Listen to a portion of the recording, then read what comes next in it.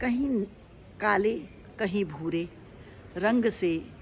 पूरे आकाश में घिरे हुए ये बादल आकाश के वास्तविक रंग यानी उसके नीले रंग को ढक देना चाहते हैं और आकाश में घिर जाना चाहते हैं। और जब ये बादल आकाश में घिर जाते हैं तो वास्तविक रंग के ढक जाने से हवा का प्रवाह कम हो जाता है, जिसके कारण एक घुटन सी, बेचैनी सी, असहजता सी हमें महसूस होने लगती है। और ये बादल ऐसी स्थिति में धरती से उत्पन्न हुए हैं। धरती को जब ये शुष्क, सूखी, रूखी सूखी मिट्टी उड़ती हुई इस रूप में देखते हैं तो इन्हें परेशानी होने लगती है और ये उस धरती पर बरस जाना चाहते हैं, उस धरती को फिर से हरा भरा देखना चाहते हैं। ये वर्षा का रूप धारण करके अपार जल राशि धरती को देते हैं, धरती में समाहित हो जाते हैं और धरती इस प्रकार से धुली धुली सी, हरी भरी सी, धुली धुली सी, साफ सुथरी, मनमोहक,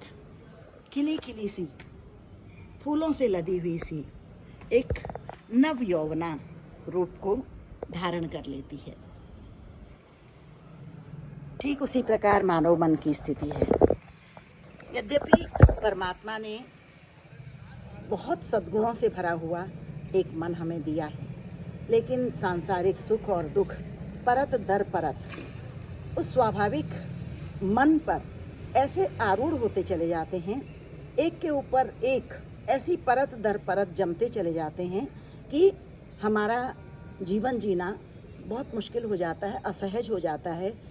हमें घुटन सी होने लगती है, हमें बेचैनी सी होने लगती है, क्योंकि सहज गुणों को व्यवहार में उतारना अत्यंत आवश्यक होता है और सहज गुण, जो सहज भावनाएं थी, वो दब गई हैं कहीं। इसलिए सांसारिक दुख और सांसारिक सुखों को अभिव्यक्त करना अत्यंत आवश्यक है। तो धरती माँ जैसी ही सहनशील, धरती माँ जैसी ही पूज्य अपनी सांसारिक माँ,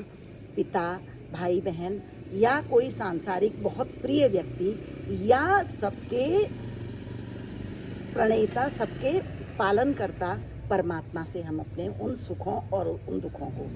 बांटते हैं। जब हम सुख और दुख बांटते हैं तो हमारा मन हल्का होने लगता है और वो मानव जो ईश्वर प्रदत्त भावनाएं थी उनको व्यवहार में लाने का समय आने लगता है और हमारा जीवन फिर से सहज और सरल रूप में एक संचालित होने लगता है। और